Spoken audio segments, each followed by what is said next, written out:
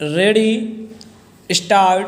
सभापति महोदय, सदस्य महोदय ने सदन में जो विधेयक पेश किया है मैं उसका हृदय से समर्थन करता हूं और मैं समझता हूं कि इस विधेयक पर आज कोई निर्णय अवश्य लिया जाना चाहिए।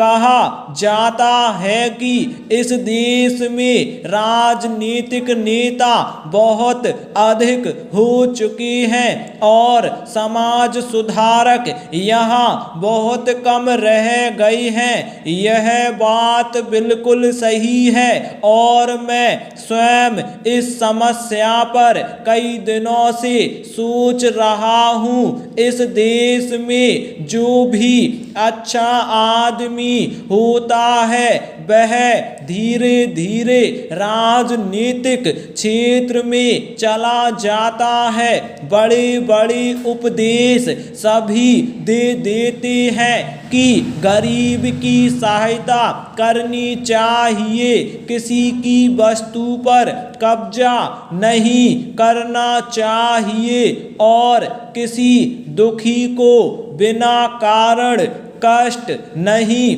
देना चाहिए। वास्तव में ऐसा कोई करता नहीं है। बड़े बड़े राजनीतिक नेता इन बुराइयों से अलग नहीं हैं। ऐसी अवस्था में इस देश का किस तरह से विकास हो सकता है।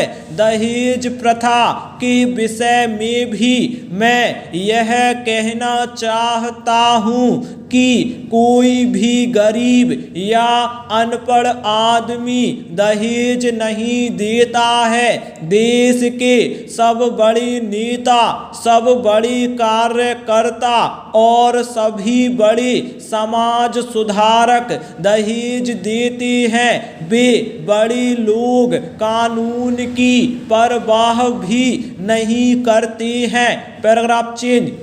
सभापति महोदय, पंजाब में एक कानून बनाया गया है कि पिता की संपत्ति में लड़कियों को भी उतना ही हिस्सा मिलेगा जितना लड़कों को मिलता है। परिणाम यह हुआ है कि वहाँ पर ना तो दहेज देना पड़ता है और ना ही कोई दहेज मांगता है। मैं समझता हूँ कि इस प्रकार का कानून देश के अन्य राज्यों में भी लागू किया जाए तो दहेज प्रथा को समाप्त किया जा सकता है। जब लड़कियों को पिता की संपत्ति का पूरा हिस्सा मिलेगा और पूरी जमीन मिलेगी तो उन्हें दहेज देने की आवश्यकता भी नहीं पड़ेगी। एक बात जो मैंने अभी कही है कि सबसे पहले हमें अपनी आदतों को सुधारना चाहिए, तभी हम देश की गरीब और अनपढ़ जनता से यह आशा कर सकते हैं कि वे भी इस बुराई को दूर करने में अपना सहयोग दें। अभी तक माननीय सदस्य ने सुझाव दिया है कि दहेज देने की एक सीमा निर्धारित कर देनी चाहिए।